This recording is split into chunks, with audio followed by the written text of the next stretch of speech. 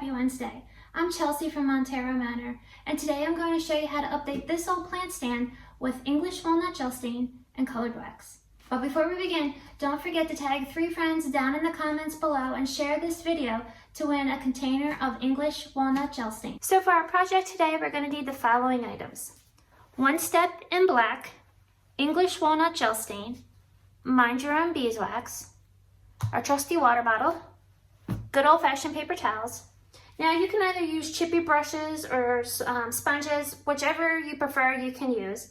A spoon to mix up our wax, some sponges to smooth out our paint, a lint-free rag, and plastic gloves if you don't want to get paint under your nails.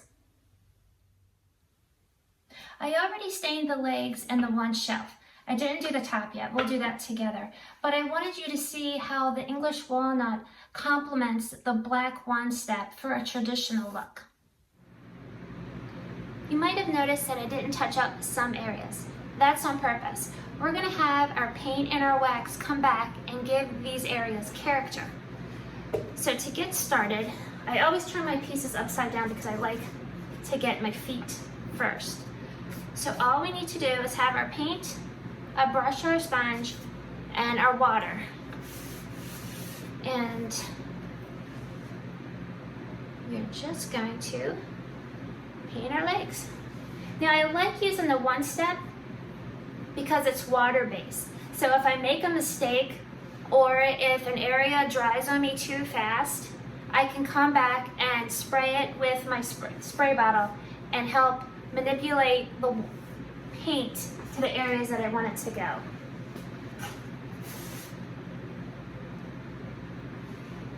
And another good thing about this paint is there's no heavy aroma. To be honest with you, there's no smell at all. Okay, so now we're just gonna set, as you can see, we kind of just left some of the paint, but we're gonna take our sponge and kind of just smooth it over the legs. We want that stain. We don't want the paint to totally cover the leg. We want some of that stain to show through.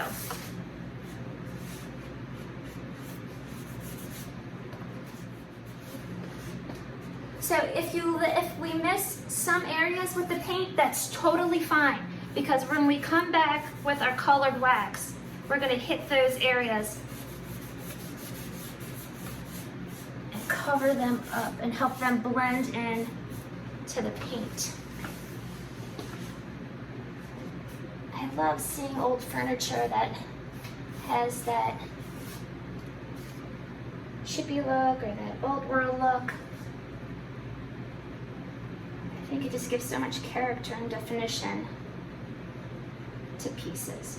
So now all I'm doing is just taking my sponge and kind of just feathering in the edges. I'm not really going through, as you can see, through the middle. I don't want to cover the whole thing because I want that green to come through. But I am pulling the paint across just to cover a little bit.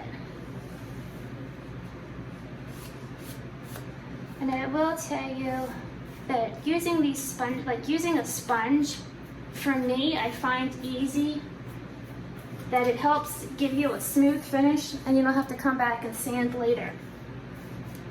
So I'm liking this one side. I just have to get over it. So my plan for this is to leave both the top and the shelf just the English walnut, just the stain, to keep some of the tradition of the original planner. Because sometimes when there's a piece, I can't have a hard time. I don't want to paint the wood. I think the wood is so beautiful. I want to show it off, and I want to highlight all its character, like all these little cracks and everything else. So I don't know if you can see that right here. So the paint's starting to dry. And I want to cover it a little bit more up here, but obviously a little bit less down towards the bottom of the legs. to show signs of wear.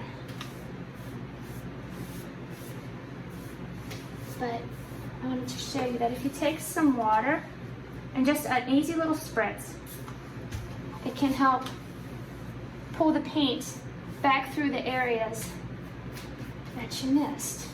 So I have two sponges. I had one to use as my positive tool to add the paint, but I also have this plain sponge to help take off some of the excess if I add too much. This paint really does dry. I mean, I know that I have the fan on, can you see that? But it really does dry relatively quick.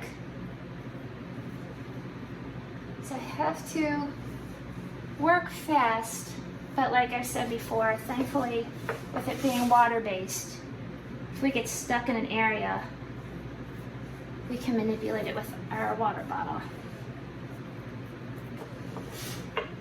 So I just want to get in these little, into these corners, but I don't want it to, I don't want to come through the whole thing. So we're just going to kind of do this and let it dry for a little bit. I'll wipe some of this down.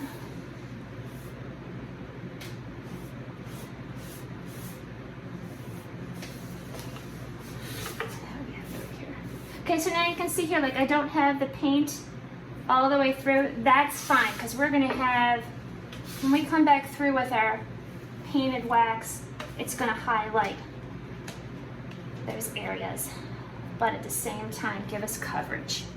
At the same time, I'm gonna take, so now you can see, like if I take my plain sponge, my negative tool, it helps take some of the paint off. But the water is helping manipulate this paint to get it up into the cracks that are so hard, because I don't really want to get it on the top so much so. And again, this is all just eyeball. Whatever you like is what's right. The way I look at painting is, unless you're coloring by numbers, you can't go wrong. Because as you can see, look, this here, this is already dry. That's how fast this paint dries. Sorry, I didn't mean to. Now, I did already start this side, but little.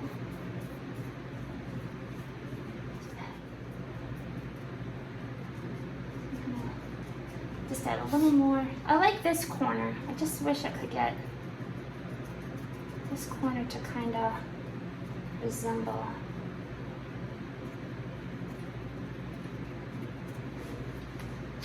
Another good thing with the sponge is we can add texture and depth instead of using a brush and getting those lines.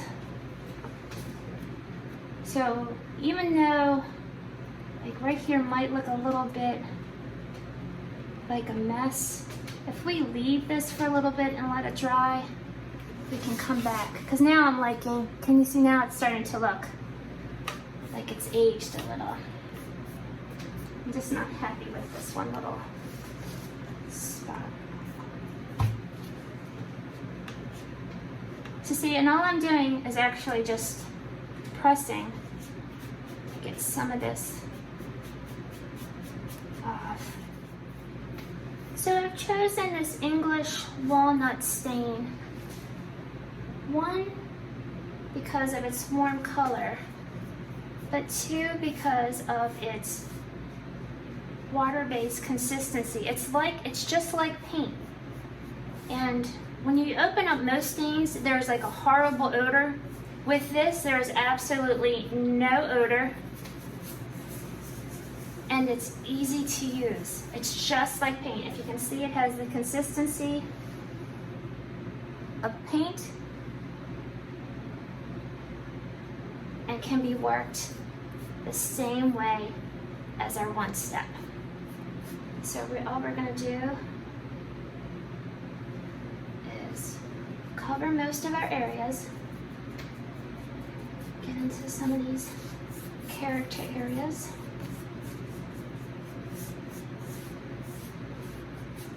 Now, usually when I apply my stain, I go along with the grain, but I want to get into all the little nooks and crannies that have been added over time. So now I'm just going to come back with my lint-free rag and simply just wipe it back to show that beautiful wood. So our stain's going to take probably about 10 to 15 minutes, 30 minutes on the safe side to dry. But in the meantime, I thought it would be a great idea to add a stencil to this one shelf. And I have found from a Maker Studios the French script stencil. And I thought this would just look perfect here, like old-fashioned writing. A Maker Studio also has chalk art that you can use on these stencils. So I'm going to use Slow as Molasses and Preaching to the Choir. It's basically brown and black. I'm going to use the two colors to complement, obviously, the legs and the stain. Plus to also give it an aged look. Because obviously if this has been here over time, some parts are going to fade, some parts will be.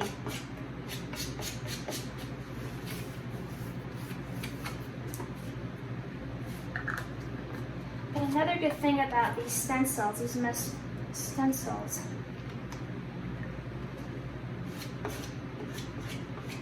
they can be repositioned easily. They stick really well. But the one thing is you to make sure that you clean these as soon as you're done. You don't want to let your paint or your chalk art dry, because then you won't be able to use your stencil. I have used one step with these stencils when I was actually stenciling a top. And it works well, but you just have to make sure that you get it, you clean it really well. And I don't know if Amy or any of her friends are on here, would clean slate clean the stencils well? Would it take the adhesion off the back, or would it work? That I don't know. So if you guys answer that question for me, that would be great, because I'm not sure. I usually use Dawn to get these clean, and then I just literally let them air dry and then place them back on there.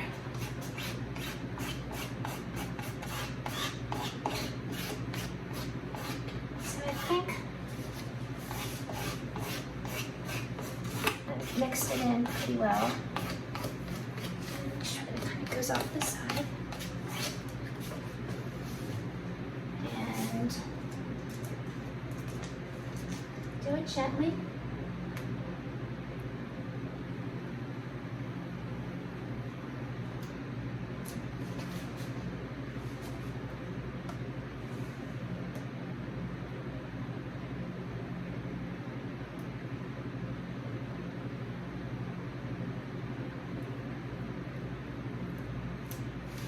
Voila, a perfect stencil.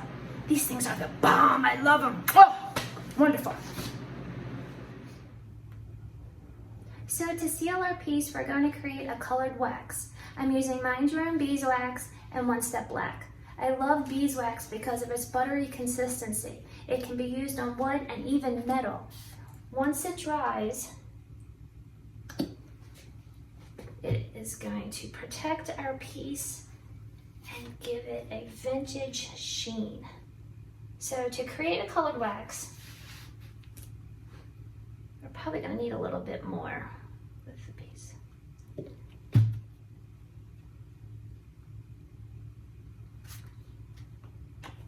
Is simply add your wax to either, a paper plate or a bowl, and then just add maybe a teaspoon of your color. Now I'm only going to use 1 teaspoon because I don't want it to be too dark, but as you can see, our cream colored beeswax is now a warm charcoaly color. And that's all you have to do. Okay, so for this part you might want to wear gloves. You might not, it's totally up to you. But to add our wax, we take our rag and simply apply it in a circular motion, getting into all those nooks and crannies and sealing our piece. Now, to show you the top, we can even use this to seal our top. It'll give it a hint of black, but that English walnut will still shine through.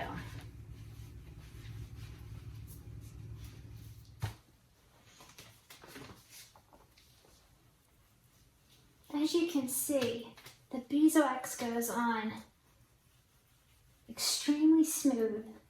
It's easy to manipulate to get into the cracks, into the corners. It is simply my favorite.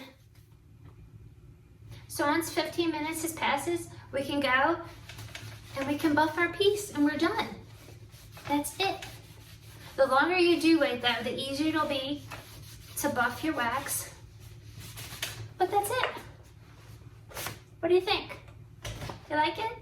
I do. So don't forget, tag 3 friends down in the comments below. Share this to your page to be able to win some English walnut gel stain. And if you have any questions, leave them down in the comments. As soon as this is over, I'll circle back around and answer anything I can. But if you stuck around this long, thanks. I'll see you next time.